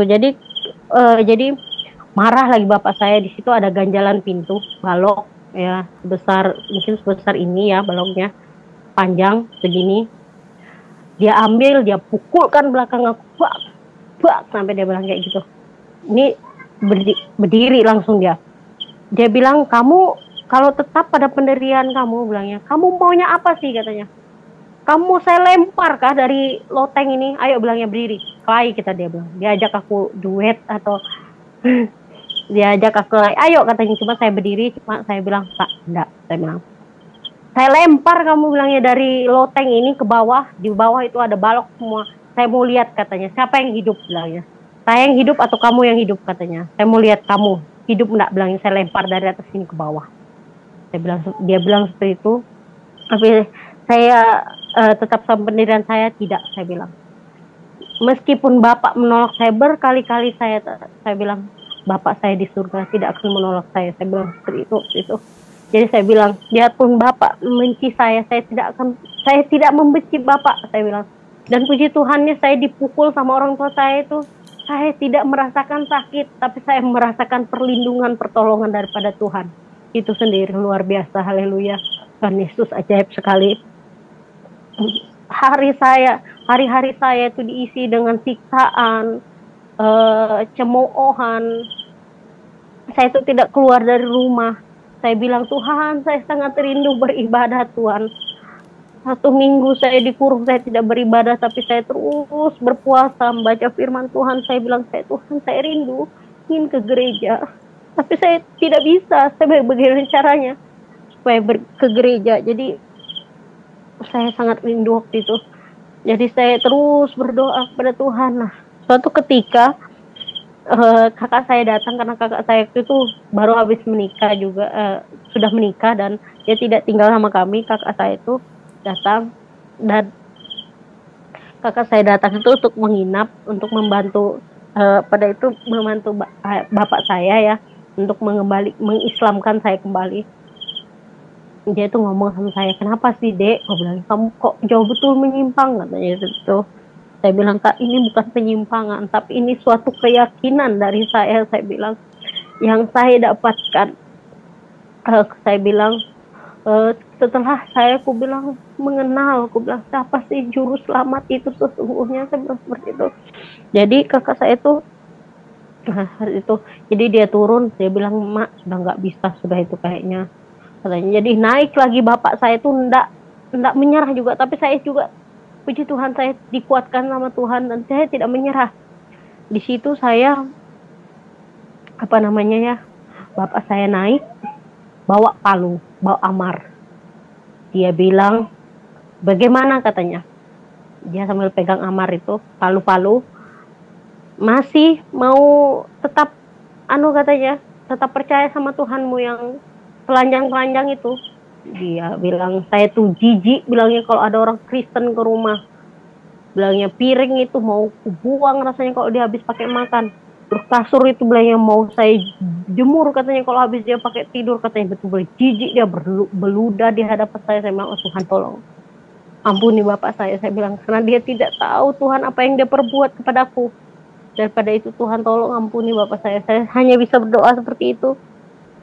Dia mau layangkan palu itu ke kepala saya bilang, "Coba," saya bilangnya, "mau lihat Tuhanmu itu bisa enggak nolong kamu kalau saya hantam kepalamu ini pakai palu," katanya. Tapi puji Tuhan itu tidak dibiarkan Tuhan. Kakak saya bilang, "Sudah Pak, jangan Pak, biar bagaimanapun dia itu adik saya," katanya gitu. Jadi bapak saya berhenti dan saking kesalnya dia turunlah bapak saya hanya bisa singkat cerita. Kemudian karena bapak saya merasa tidak sanggup dengan Pak Ustadz itu, dia bilang lah, dia telepon semua paman-paman aku di Balikpapan. Kan paman saya ada kebetulan paman saya ada anggota polisi, jadi dia bilang gini, "Suruh bilangnya, penjarakan aja anak ini," katanya. "Ijum ini," bilangnya, "penjarakan aja, masukkan aja dalam penjara. Dia ini," bilangnya, "masuk Kristen, enggak ngomong-ngomong sama orang tua," bilangnya. "Penjarakan aja," katanya, "sudah." Pokoknya bilangnya, kalau dia kabur ketemu kalian di Balikpapan di pelabuhan, tembak aja langsung," bilangnya, "bunuh aja." Dia bilang seperti itu. Saya bilang, "Oh Tuhan, jauhkan daripada itu," saya bilang seperti itu. Singkat cerita, kemudian hari-hari sebelum saya mimpi, malamnya saya mimpi itu saya dilihatkan dalam satu rumah itu semuanya mati seperti itu. Hanya saya yang turun dari loteng itu keluar. Aku bilang, "Kok semua mayat ada tergeletak di dalam rumah ini?" Saya bilang, "Kenapa ini? Ada apa ini?" Jadi saya mimpi itu, tiba-tiba saya terbangun. Nah, terbangun, terus saya buka Alkitab. Nah, dalam kitab ini saya dapat itu Tuhan berkata kepada saya dalam sebentar ya, Mazmur 34 ayatnya yang ke-19. Jadi yang saya dapatkan dalam Mazmur 34 ayat ke-19, demikian firman Tuhan, "Tuhan itu dekat kepada orang-orang yang patah hati dan Ia menyelamatkan orang-orang yang remuk jiwanya." Saya bilang, "Tuhan," saya bilang, "saya memang lagi dalam keadaan patah hati, dan Tuhanlah yang menyelamatkan saya. Daripada itu," saya bilang, "Tuhan tolong," saya bilang, "bimbing saya," saya bilang seperti itu. Jadi ketika itu, jadi mimpi yang sama terjadi kepada saya. 2 kali mimpi itu terjadi besoknya juga. Dan saya juga diberikan firman Tuhan yang luar biasa kepada Tuhan untuk menguatkan saya, itu dalam Mazmur 145 ayat yang 9. Demikian firman Tuhan. Sekali lagi dalam Mazmur 145 ayat yang ke-9. Tuhan berkata demikian, "Tuhan itu baik kepada semua orang dan penuh rahmat terhadap segala yang dijadikannya." Haleluya. Luar biasa firman Tuhan ini yang diberikan kepada saya untuk menguatkan saya waktu itu. Dan juga terus itu berlanjut. Jadi singkat ceritanya, saya datang diberikan kesempatan. Waktu itu bapak saya mengalami sakit. Tiba-tiba saja bapak saya sakit, jadi dia harus ke Balikpapan untuk kontrol, cek gula darahnya katanya naik, kolesterolnya naik gara-gara menghadapi saya, katanya seperti itu. Tapi itu bukan suatu hal yang menurut aku apa ya namanya, membanggakan, Tuhan apa sakit akhirnya begini-gini. Tidak, saya tidak mendoakannya, saya cuma mendoakan Tuhan kesembuhan kepada bapak saya. Dari mimpi itu saya jadi khawatir, apakah dari mimpi itu, masa iya sih, saya bilang, Tuhan, saya yang menjadi terang nantinya di tengah-tengah keluarga saya. Ya saya bilang seperti itu. Saya bilang, Tuhan, saya tidak mau diselamatkan sendiri. Saya takut dengan mimpi itu. Saya juga mau orang tua saya dan saudara saya diselamatkan. Saya bilang seperti itu. Jadi karena kesempatan bapak saya ngontrol ke rumah sakit, jadi ada kesempatan hari Minggu. Jadi dia karena kontrolnya di Balikpapan, nyebrang, jadi dia izin lah situ. Hari Sabtu, hari Minggu dia belum pulang, sampai hari Senin baru dia pulang. Jadi ada kesempatan hari Minggu, saya bilang sama mak saya, Mak, ini dalam keadaan saya itu, tubuh saya itu dia bisa dibilang lemas, karena tidak makan berhari-hari ya, berpuasa, dibilang puasa terpaksa. Jadi saya bilang, Mak, saya mau pergi ke tempat teman saya bilang, di mana? Di atas sana. Bilang sebentar aja. Nah, mama saya ini entah kenapa juga kok tiba-tiba mengizinkan. Keluarlah saya kan. Jadi saya itu bawa baju. Waktu saya belum terlalu ini, bawa baju. Saya pakai baju biasa ini, biasa seperti jalan biasa. Nah, jadi tapi di dalam kresek saya itu bawa baju untuk persiapan untuk ibadah, celana panjang. Jadi saya pergilah ke sana, pergi ibadah. Jalan kaki dari rumah itu, jaraknya ke tempat ibadah saya itu hari itu 1,5 jam. Itu jalan kaki, saya bilang. Saya dalam bayangkan aja, dalam keadaan tidak makan 1 minggu, berminggu-minggu, cuma minum air putih, tapi itulah luar biasa Tuhan Yesus menjaga saya meskipun tidak diberikan makan, tidak ditawarkan makan. Saya datanglah ke gereja, saya duduk. Karena gerejanya itu gereja GPSDI di Bukit Sion namanya. Jadi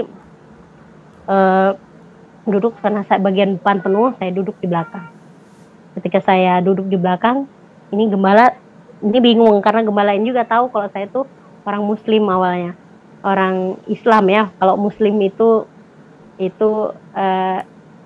sifat ketaatan kita kepada Tuhan. Jadi Muslim dengan Islam itu berbeda.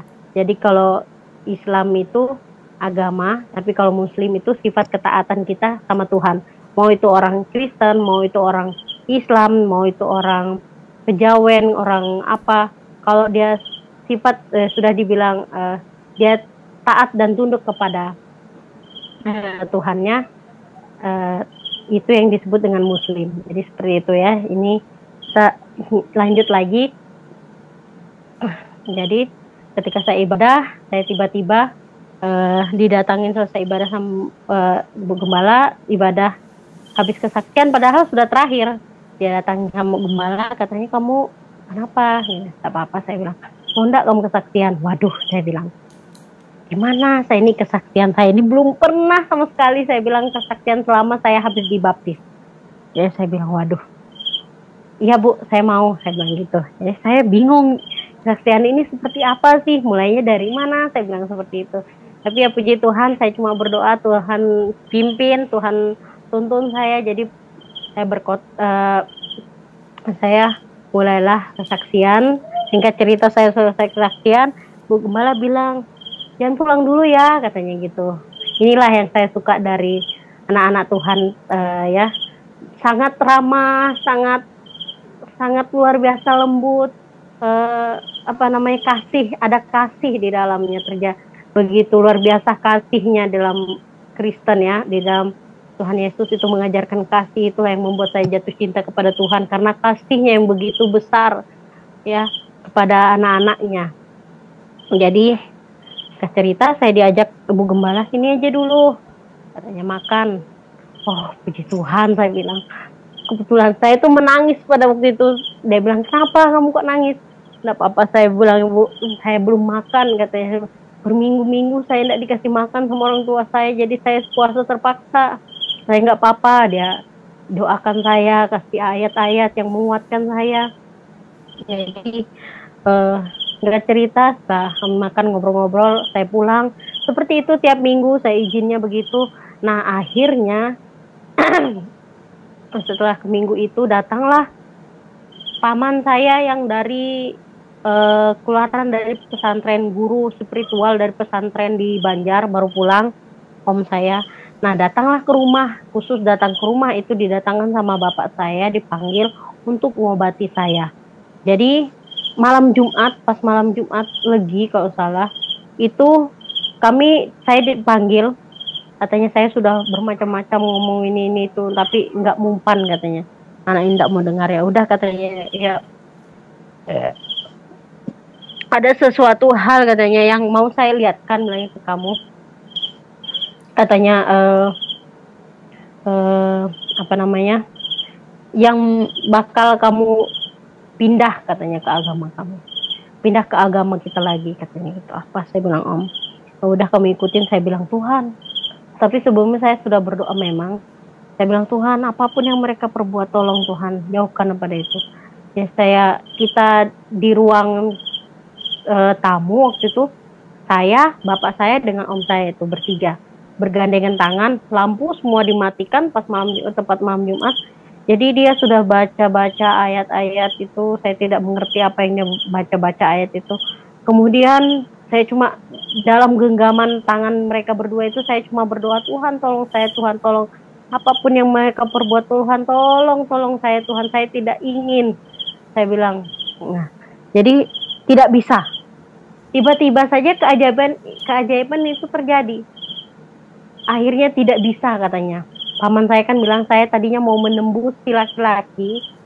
Katanya yang buat kamu seperti ini, saya mau lihat, mau bawa kamu ke sana. Saya mau lihat kan kamu bagaimana dia, orangnya bagaimana kelakuan dia, katanya seperti itu.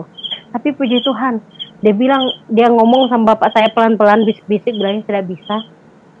Tapi saya mendengar dia bilang, bilangnya kuat ilmunya orang Dayak, enggak bisa katanya. Saya tembus itu enggak bisa. Saya cuma bilang, Tuhan terima kasih. Ini saya tahu Tuhan Yesus yang menjaga dia. Saya bilang itu, menjaga dia dan saya bilang, saya tahu Tuhan baik menjaga anak-anakmu yang percaya sama kamu, percaya sama engkau Tuhan. Nah, kemudian singkat cerita, bilangnya Jumat belakang ya, katanya dia tanggal lagi. Oh ya bisa katanya Jumat depan. Besoknya dia bilang sama mama saya, belikan kain kafan 2 meter panjangnya katanya. Aku bilang, saya tanya untuk apa om? Kamu mau saya kasih mati suri, saya bawa ke alam gaib katanya, seperti itu ya. Biar kamu lihat, ini loh Tuhan yang sesungguhnya, katanya seperti itu. Terus dia bilang, oh Tuhan, saya bilang, apalagi yang mau Jadi ceritanya saya mau dipocongin, dikafanin. Mama saya sudah beli kain kafan panjang 2 meter itu panjangnya. Jadi malam Jumat berikutnya saya akan dikafanin seperti itu. Nah ya, dikafanin, didatangin, mau dibawa ke sana. Tapi puji Tuhannya sebelum malam itu terjadi, Tuhan itu tidak membiarkan. Jadi, lalu singkat cerita, tiba-tiba aja bapak saya ke Balikpapan, mama saya ke Balikpapan, gak ada orang di rumah. Nah, tiba-tiba gak ada orang di rumah. Ke Balikpapan semua. Saya kurang mengerti ya, karena saya waktu itu dikurung di loteng. Jadi kalau saya izin sama mama saya sembunyi-sembunyi itu mau ke gereja barulah diizinkan. Jadi saya waktu itu turun, saya panggil lah teman saya telepon hari itu teman saya yang membantu saya bilang, kamu bawa pura-pura, saya bilang minjam koper ya. Saya ini ada rencana kabur dari rumah. Jadi saya suruh teman saya bawa koper, tiduran, saya di belakang nyusul. Nah setelah itu, nggak cerita sampailah aku ke pelabuhan. Tapi saya tidak ke pelabuhan yang biasa tempat pelabuhan besar. Saya pelabuhan ke RT 8 waktu itu. Di RT 8 ada pelabuhan Sepit. Nah jadi saya di situ sama teman saya bilang, saya menangis waktu itu, saya bersyukur, saya berdoa, Tuhan terima kasih, tolong lancarkan, saya bilang jalannya. Padahal Sepit ini tuh tiba-tiba juga begitu saya baru nyampe di pelabuhan ada Sepit satu. Jadi Sepit ini tuh ngantar orang. Jadi kebetulan bilangnya Ria, loh tumben loh, bilangnya teman saya, biasanya itu jarang ada Sepit mau ke sini. Saya bilang, oh Tuhan Yesus baik. Saya bilang gitu, saya cepat-cepat naik, saya bilang antar saya ke Balikpapan, saya bilang waktu itu. Jadi sebelum itu saya bilang saya tidak punya uang, saya lupa semuanya tahu, saya belum punya uang, saya tidak punya ongkos untuk pergi dari rumah, saya bilang seperti itu. Saya bingung, jadi saya teringat, jadi saya sama teman saya ke gereja lah. Saya waktu itu ada anting-anting, masih ada anting-anting di badan saya, yang ada cuma anting-anting. Jadi saya ambil anting-anting itu, saya jual sama Bu Gembala. Bilang, Bu Gembala nggak usah, kamu butuh berapa? Saya bilang 300.000 aja Bu, saya bilang begitu. Dan puji Tuhan Bu Gembala itu memberikan saya dengan cuma-cuma, tidak diganti. Dan saya mungkin kalau Ibu Gembala menonton, saya berterima kasih banyak Bu sudah membantu saya. Dan sekarang saya ada di sini. Itu semua juga karena pertolongan dari Ibu, perpanjangan tangan daripada Tuhan. Nah, kemudian lanjut singkat cerita, padahal dalam lanjut singkat cerita, saya sudah naik di Sepit. Ketika saya naik di Sepit, tiba-tiba di tengah jalan Sepit itu mogok. Itu sudah mau keluar dari jalur arah RT8. Jadi ketika Sepit itu mogok, saya bilang, oh Tuhan, ini ada apa? Kok dia tarik engkolnya tidak mau nyala. Saya bilang, Tuhan kenapa? Tapi saya ingat, saya bilang, Tuhan itu baik. Pasti ada sesuatu hal, rencana Tuhan itu baik. Saya bilang ceritanya, berdoa panjang jalan itu, Tuhan tolong saya bilang itu. Tiba-tiba benar saja, luar biasanya Tuhan itu, kapal yang dikendarai bapak saya yang dari Balikpapan itu melintas. Oh Tuhan, saya bilang jangan sampai bapak saya ngelihat. Kapalnya itu kapal kelotok tapi panjang, dan itu ada jendela-jendelanya. Jadi kalau misalnya lihat keluar itu di laut itu jelas kalau ada orang. Jadi suatu ketika saya bilang, saya berdoa aja, Tuhan tolong jangan.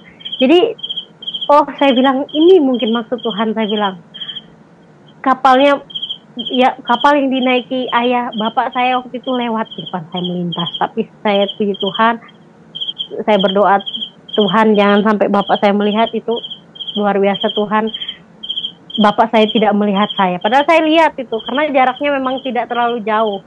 Sudah mau keluar dari lintasan.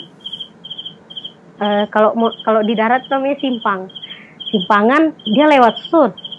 Kapal speed saya ini berhenti. Jadi ketika habis itu, puji Tuhan, setelah kapal itu lewat sudah agak jauh, barulah puji Tuhannya itu yang saya saksikan luar biasa itu, kapalnya tiba-tiba nyala, speednya nyala. Akhirnya sampai, singkat cerita, saya sampai di Balikpapan. Saya bingung, saya mau ke tempat siapa ini, saya nggak punya tujuan. Saya hanya di Balikpapan itu berhati-hati, karena bapak saya pasti sudah tahu saya di rumah, saya kabur. Jadi saya berhati-hati, kayak orang teroris ya. Pokoknya saya berhati-hati. Jadi saya berhati-hati itu, cepat-cepat saya pergi. Pas saya lihat nggak ada orang, nggak ada polisi. Mungkin ketika saya sampai, mungkin baru ditelepon bapak saya. Jadi saya cepat-cepat keluar dari pelabuhan kapal. Sebentar Pak, saya izin minum dulu. Iya, silakan minum dulu ya.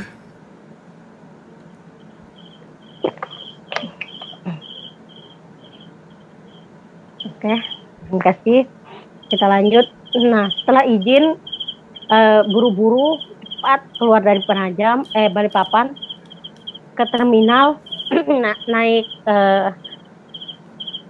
naik taksi menuju ke terminal bis. Hari itu saya bilang, saya juga ada HP, cuma HP itu waktu itu saya hilang kontak dengan suami saya ya. Waktu itu saya lupa, sebelum saya pergi itu sempat bapak saya itu nemuin Alkitab saya di rumah. Jadi Alkitab saya itu diambil, saya tahu entah disimpan, diambil sama dia. Jadi yang menjadi kekuatan saya satu-satunya waktu itu hilang. Tapi saya tidak tinggal diam. Jadi Alkitab itu diambil bapak saya terus ngomong ini, biar kamu sembunyiin di mana Alkitab ini, saya tetap dapat. Jadi memang bapak saya, karena saya seperti yang saya bilang dari awal tadi, punya ilmu kanuragan. Jadi dia bisa melihat benda-benda yang hilang dia bisa temukan di mana. Jadi ambil itu, dia nggak tahu waktu itu saya diberikan sama siapa Alkitab saya. Saya cuma berdoa, Tuhan, mudah-mudahan Alkitab yang diambil bapak saya ini bisa menjadi pedoman hidup dia, sama seperti saya bilang, menjadi pedoman hidup saya. Cuma deh saya itu menangis sejadi-jadinya, diambil Alkitab saya, menangis. Karena menurut saya sudah nggak ada lagi pedoman hidup saya. Sudah saya nggak makan berhari-hari kalau sudah di rumah. Saya makan tuh seminggu sekali, cuma bisa makan kalau sudah di gereja. Tapi saya betul-betul menangis. Tapi itu ya luar biasanya Tuhan tidak membiarkan saya kenapa-napa terjadi sesuatu dengan saya. Jadi saya singkat cerita kembali saya meluncur pakai bis dari Balikpapan ke waktu itu ke Melak. Jadi tapi saya tidak nyampe Melak, saya nyampe Kota Bangun aja, datangin suami saya. Saya bilang sama dia, dia kaget waktu itu, kok bisa nyampe sini? Saya kabur dari rumah, jangan tanya. Saya bilang, kok bisa nyampe sini? Itu semua karena rencana Tuhan. Saya datanglah, dia bilang, aduh bingung juga, saya di sini kerja. Ya udah, dia bilang, kamu ke tempat kakakku aja di Busu sana aja. Taruhlah aku di Busu. Jadi disitulah aku di Busu juga. Ya, di Busu kami tinggal. Jadi tinggal di situ, dia bekerja. Jadi puji Tuhan, singkat cerita, saya kembali ke pekerjaanku di tempat dia yang juga menjadi rekap dia. Dia menjadi pimpinan di situ, tapi saya bekerja sebagai rekap. Saya bilang saya tidak bisa diam. Saya bilang saya harus bekerja. Jadi kebetulan jasa saya itu masih di kantor sana. Jadi waktu itu juga saya belum keluar secara resmi. Jadi tidak ada kata keluar, tapi puji Tuhan saya masih diterima di sana. Jadi singkat cerita saya kerja di situ.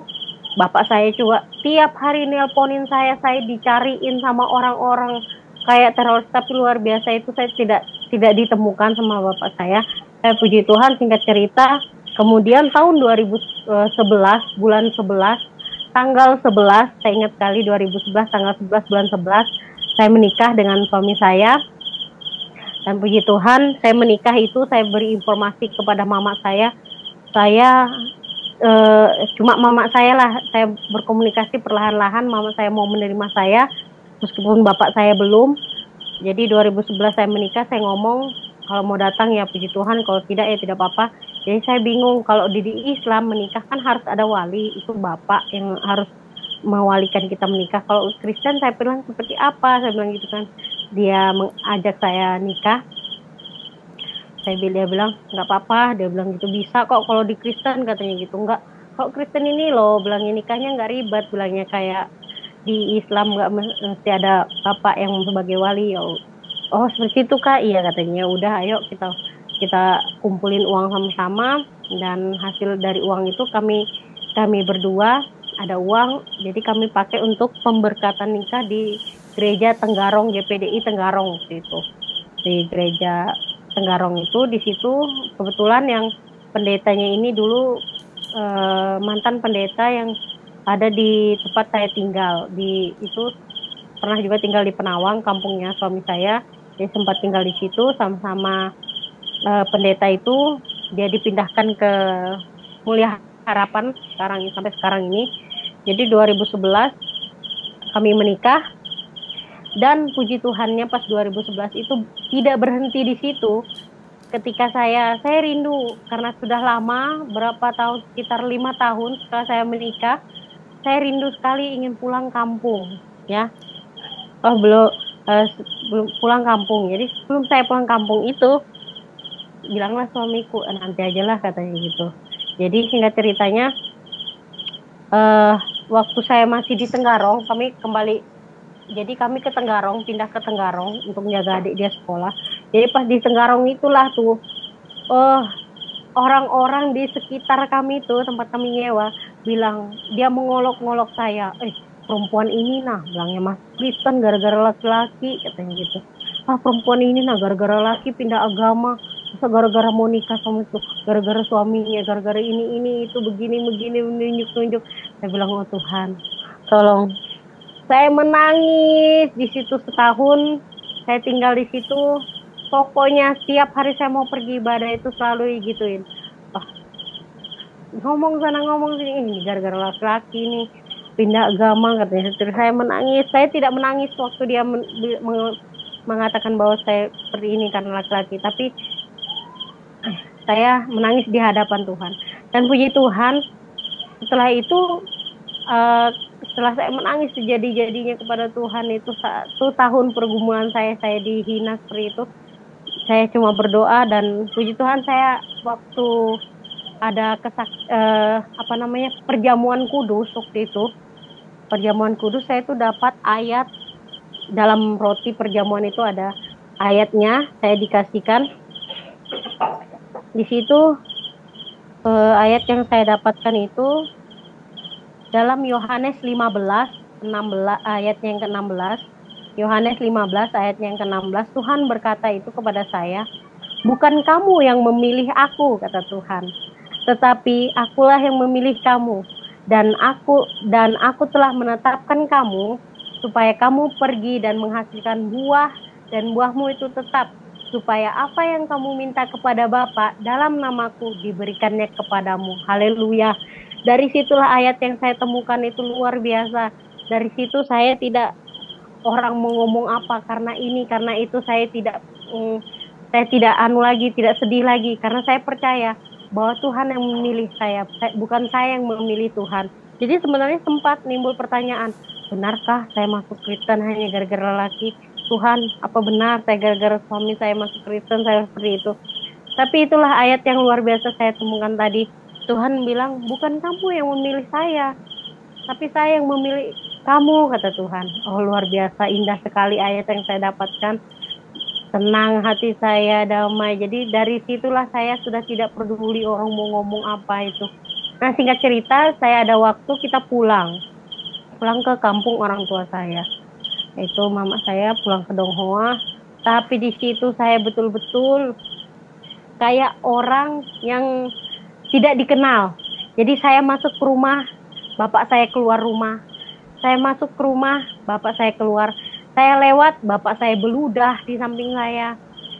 Dia itu kayak jijik modelnya sama saya. Tapi kami tidak ada omongan sama sekali, tidak ngobrol, tidak ngomong sama sekali. Cuma saya, sama mama saya masih ada, puji Tuhan, agak baik hubungan dengan mama saya. Karena saya datang, saya bilang kan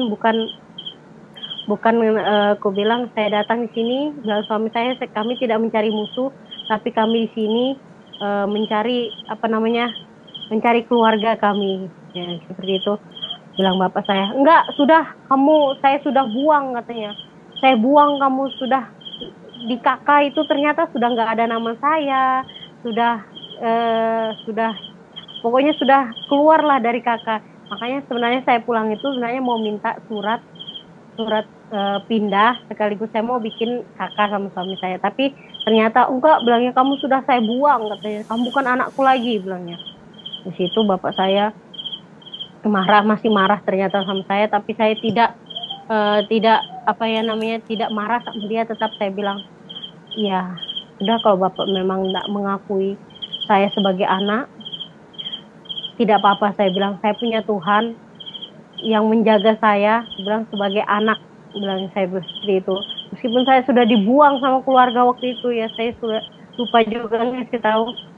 Saya keluar dari rumah itu, ya saya dibuang sama keluarga, sudah tidak dianggap anak lagi. Saya sudah dikeluarkan dari kakak. Saya juga baru tahu waktu saya datangin itu tadi. Jadi suatu ketika kakak saya datang, saya belikan makanan anaknya. Makanan itu ternyata dibuang sama kakak saya. Sakit hati luar biasa. Tuhan, kenapa? Saya bilang, ini kan makanan saya beli, bukan saya yang bikin. Saya bilang, jangan, bilangnya, kamu makan makanan itu, katanya. Nanti kamu sakit, dia ngomong sama anaknya. Nggak boleh, katanya, makan sembarangan, katanya, seperti itu.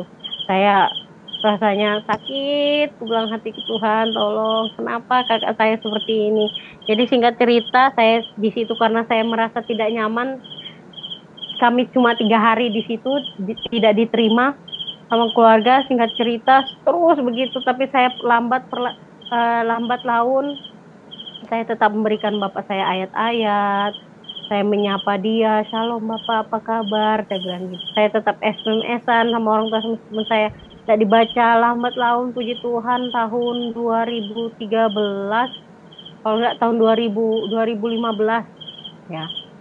2011 saya menikah ya, tahun 2015 kalau tidak salah, mulai menerima saya, bapak saya menerima, kami datang ke sana, kami bilangin 5 tahun kami ditolak sama bapak, orang tua kami, saya dibilangin kafir lah, apalah, diludahin lah apa, tapi saya tetap datang ke setiap tahun saya datang ke sana, saya cuma bilang, saya omongan suami saya ingat, saya datang ke sini mencari keluarga saya, mencari orang tua saya. Bapak saya lambat laun dia mungkin merasa saya cuma berdoa sama Tuhan menggerakkan hatinya. Saya terus ketika bapak saya bilang gitu, dia bilang oke, sini ngomong duduk. Ya ngomong duduk saya dengan suami, dia bilangnya seperti ini. Saya terima kamu kembali, dia bilang. Tapi ada syaratnya. Dia bilang gitu. Apa syaratnya? Saya bilang, Pak, kamu boleh datang ke rumah ini tiap tahun, lebaran kah, apakah, bilangnya boleh pulang ke rumah, datang ke rumah. Tapi jangan pernah sekali-sekali bilangnya kamu memperkenalkan agamamu sama adik-adikmu. Dia bilang seperti itu. Ya, aku bilang iya, enggak, saya bilang gitu. Oh iya, saya bilang. Saya cuma bilang oh iya. Jadi tetap, tapi itu di luar rencana saya terus berdoa. Jadi ketika puji Tuhan lambat laun saya bilang bapak saya tetap berikan SMS dia sampai akhirnya dia mau menerima saya teleponan, dia sempat juga datang ke tempat kami, puji Tuhan dia mau datang berkunjung ke rumah kami, akhirnya baiklah kami diterima.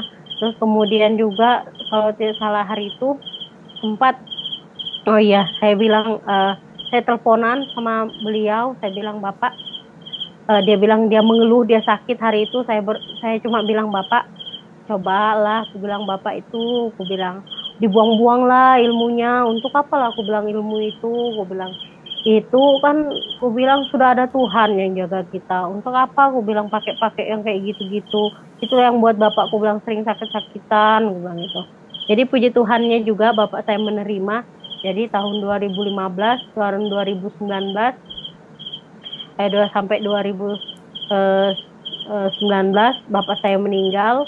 Jadi saya yang merasakan luar biasa yang sangat sakit, menyakitkan sekali karena saya bilang, Tuhan, saya mau bawa keluarga saya juga, karena saya seperti yang saya mimpikan tadi, keluarga saya semuanya mati imannya dan tidak ada satupun yang hidup kecuali saya bilang gitu. Ini bukan suatu kesombongan atau suatu cerita yang yang dibuat-buat, tapi ini nyata.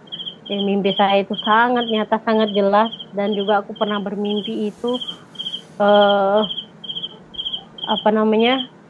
bermimpi itu saya itu berada di tengah padang rumput yang hijau sekali, tapi orang di seberang saya itu berteriak minta tolong.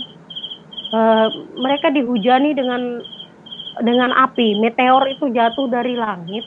Tapi yang anehnya, tempat yang saya injak ini, itu tanahnya begitu subur, gambut, hijau. Jadi saya bilang, coba kamu lari ke sini katanya. Jadi juga di situ mimpi saya itu luar biasa. Juga terus ketika Tuhan bilang kepada saya, setelah saya berdoa, Tuhan tolong jangan cuma saya juga mau orang tua saya diberkati seperti saya juga mau orang tua saya mengenal siapa engkau seperti saya mengenal engkau. Jadi Tuhan bilang sama saya seperti ini dalam Yohanes 14 ayat yang ke-6, Tuhan berkata, akulah jalan dan kebenaran dan hidup, tidak ada seorang pun yang datang kepada Bapa kalau tidak melalui aku. Jadi sekali lagi kata Tuhan Yesus, akulah jalan dan kebenaran dan hidup. Tidak ada seorang pun yang datang kepada Bapa kalau tidak melalui aku. luar biasa firman Tuhan yang saya dapatkan ini, saudara. Begitu luar biasanya, banyak sekali firman Tuhan yang membuat saya terheran-heran dan tercengang. Luar biasanya Tuhan. Tidak ada jalan keselamatan di luar daripada Yesus. Jadi hanya Yesuslah satu-satunya jalan kebenaran dan hidup. Luar biasa. Itu yang saya saksikan Tuhan, yang saya saksikan saudara. Sampai akhirnya saya sampai di titik ini, bukan suatu dan lain hal, bukan karena kekuatan saya tapi kekuatan Tuhan. Terima kasih saudara, mungkin hanya ini yang bisa sampaikan. Selamat malam. Puji Tuhan, kita sudah menyaksikan kesaksian dari saudara kita yang berasal dari Bugis, kesaksian yang sangat menggemparkan dan luar biasa, di mana dia membuktikan bahwa dalam nama Yesus ada kuasa, dalam nama Yesus ada mukjizat, dalam nama Yesus ada keajaiban. Karena itu teman-temanku, jangan pernah ragu untuk memanggil dalam nama Tuhan Yesus agar engkau mendapatkan keselamatan, agar engkau mendapatkan jalan keluar, dan agar engkau mendapatkan pertolongan yang ajaib. Mengapa? Karena Yesus artinya adalah penyelamat. Jadi di dalam nama Yesus ada keselamatan bagi hidup kita, bukan hanya untuk dunia yang akan datang setelah kita mati, tetapi sejak kita hidup di dalam dunia ini, nama Yesus adalah nama yang bisa diandalkan untuk segala sesuatu di dalam hidup kita, termasuk di dalam mengusir setan, termasuk dalam mengusir segala ketakutan kita, termasuk menghadapi apapun agar kita berkemenangan, karena dalam nama Yesus ada kemenangan yang sejati. Karena itu teman-temanku, selalu percaya kepada Tuhan Yesus dan andalkanlah Dia di dalam segala situasi, maka kuasanya akan menyertai engkau. Tuhan Yesus memberkati.